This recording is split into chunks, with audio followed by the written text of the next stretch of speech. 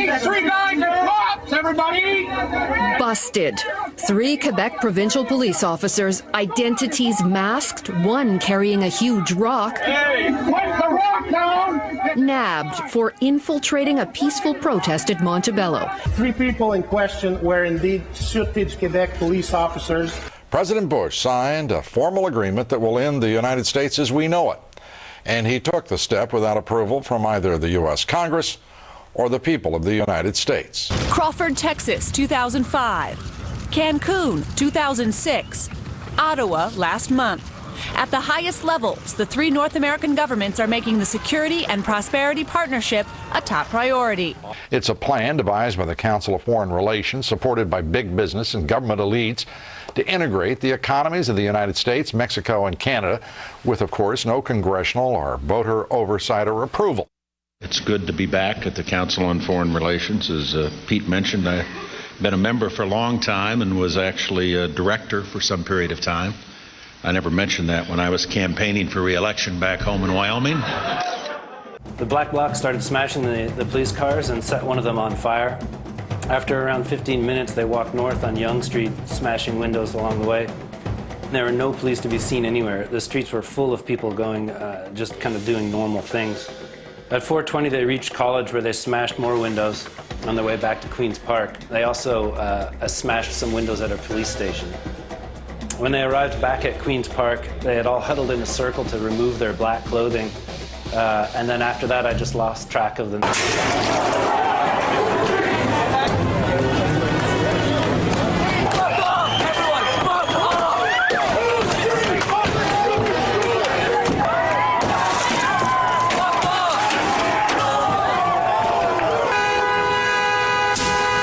These cars were left here for 6 or 7 hours. They were left here on the street, and then about 6 p.m., the cars were allegedly lit on fire by anarchist groups. After they were lit on fire, they were left to burn for nearly an hour until the cars were nearly molten metal. Now, the police had every opportunity to call a fire engine down, to put these fires out, to cordon off the area to get these vehicles out of here, but they needed some sort of a reason to crack down on people all over the city. Now we're seeing arrests all over the city. We're seeing detainments. I really think it's just, the whole thing was just an effort to militarize Toronto. Illogic believes it's a response to the unrest seen in the global economic crisis. Get people used to the idea that police and these crazy measures are a normal part of your society, and people are accepting it, and it's really scary. They wanted to leave this happening as a photo opportunity to discredit legitimate protesters that were protesting the G20. There's over 500 people now in the film studios down there that are being detained unlawfully against our Constitution, against our Charter of Rights and Freedoms, and against the right to free speech and the freedom to stand up for what you believe in this country. This is in our Charter of Rights and Freedoms. They are completely ignoring it. Their alleged 5-meter rule from the fence does not apply. They will approach you anywhere in the city and ask for identification and demand it. There's reporters that have been scooped up and placed in what's being known as Toronto Bay at this point. This was set up, and as we all know in the past, police have been caught deliberately putting people in the crowd as Asian provocateurs to cause chaos and to create a situation where they can crack down on rights. This is a special message to the guy just there in the black paramilitary uniform holding a MP5 submachine gun. Sir, why have you brought a live firing weapon to a peaceful protest? Why is the government trying to antagonize peaceful people by bringing live weapons to a protest? Police state that's what many protesters here in Toronto, where the G20 Summit of Economic Leaders is taking place, have called it. $1 billion spent on security, 20,000 officers deployed. We have 20,000 people working for the security of both the G8 summit in Huntsville and the G20 summit here in Toronto. By people, he means police, security guards, even Air Force, here in Toronto, locking down the city days ahead of the G20 summit, causing some to call it a police state and adding to a security bill estimated to be the largest in G8, G20 history. It is the biggest security operation in Canadian history. We're approaching the $1 billion mark. The pool portion was $57,000. Back outside, that's about how much money this downtown business owner expects to lose this week. Now on Sunday, there were a lot of people who got caught at Spadina and Queen. This is the day after the riots. There were people who weren't even involved with the protest, left shivering in the rain for hours without an explanation. Do you owe some of those people an apology? Do police owe them an apology? Because they were denied access to lawyers, they were denied access to explanation. Well, I'm going to leave the operational policing matters to the police themselves. And he told me just a short time ago there will be no public inquiry and no apology. The declaration President Obama and I are issuing today commits our governments to find new ways to exclude terrorists and criminals who pose a threat to our peoples. What this is all about is the two primary concerns of these two countries. In the United States, its security has been since 9/11. As far as 9/11 is concerned, what's your view? Did the U.S. government make it happen, let it happen, or neither of the above? We asked people to log on to tvo.org. 72% of the people watching this program tonight said the U.S. government made it happen. We must up our game to counter those seeking new ways to harm us.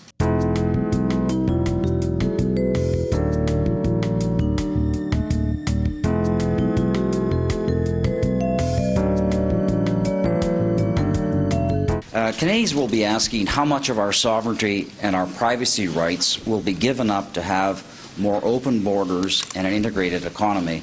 On the question of sovereignty, this declaration is not about sovereignty. We are sovereign countries who have the capacity to act as we choose to act. Check out the Securities and Exchange Commission website.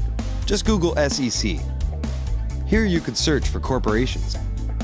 Search for a corporation called Canada. There is one, and it's registered in Washington, D.C. But is it the country or a corporation that just happens to be called Canada? According to these documents, it is indeed the country Canada. Canada appears to be a U.S. corporation.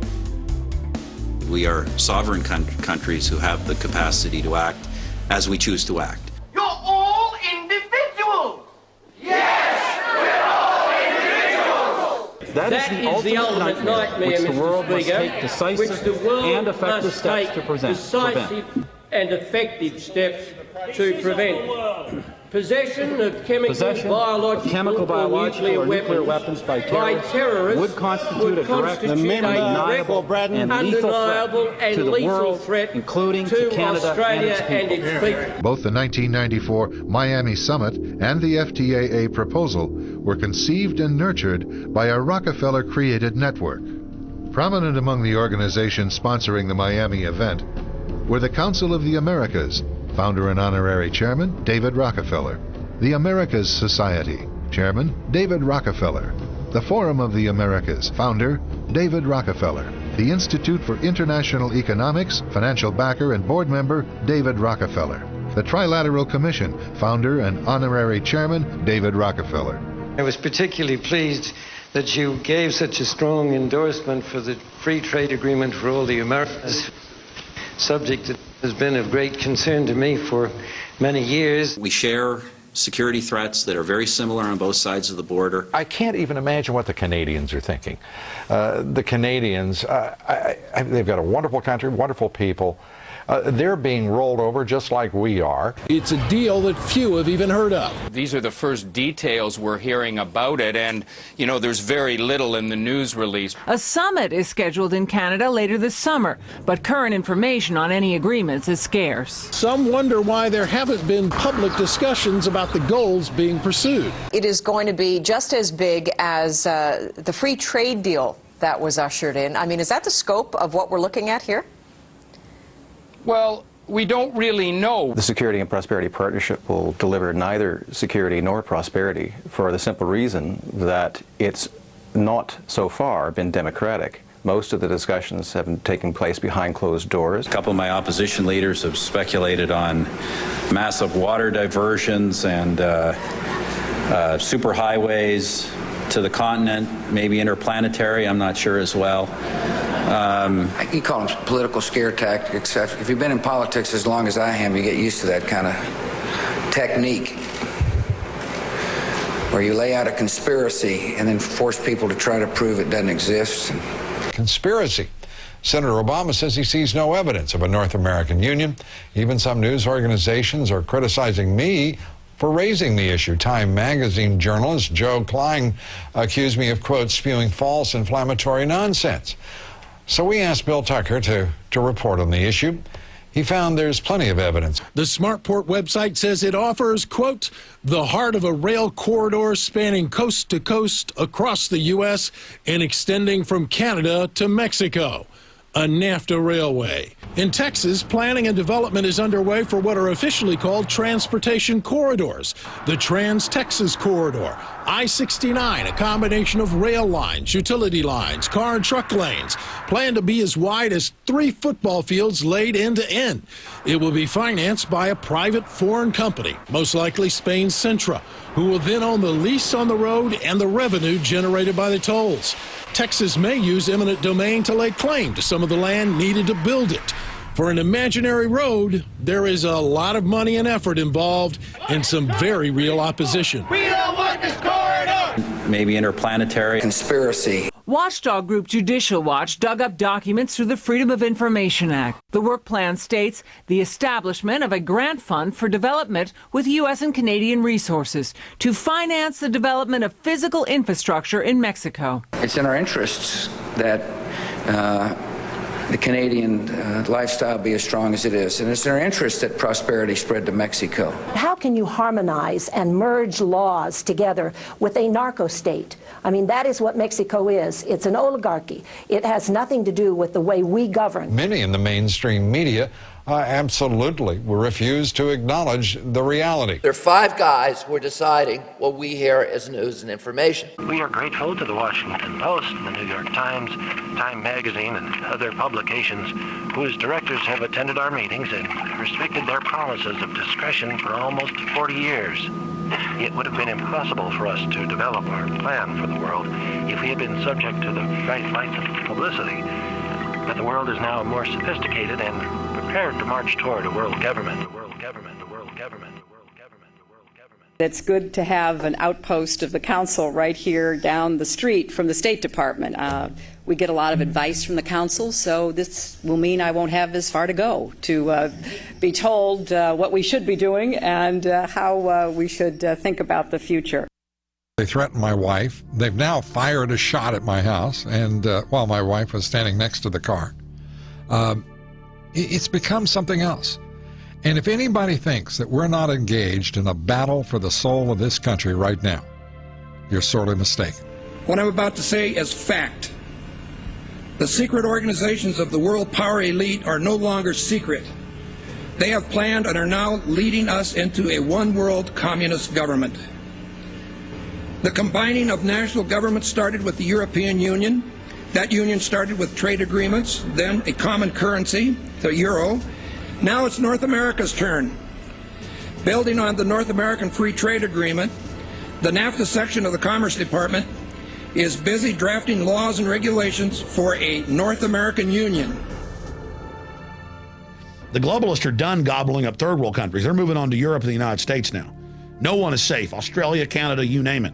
The same system is taking place. That's how we knew what they would do in the West, because we'd seen them do it in the third world. We saw the economic hitmen setting up the same system. On the way up, with the thousands of trillions that they manufactured out of nothing, they bought up the entire infrastructure, the media, the defense contractors, everything. On the way down, they hold populations hostage and say, give us trillions more, or we will implode the economy. So who got the money? To financial institutions in Europe and other countries. Which ones? I don't know. $500 billion and you don't know who got the money? Who got the money? Hundreds and hundreds of banks. Any bank or that has access to the U.S. Federal Reserve's discount. Tell us who they are. No. It is mathematically impossible to ever pay back the 1.5 quadrillion. They're slashing police locally. They're slashing basic services, but the taxes go up because everything is going to them. There is no light at the end of the tunnel unless we do not pay these bankers all of this fraudulent debt they've manufactured. If we don't throw these private central banks out of our countries, if we don't return sound monetary policy controlled by our Congress and parliaments.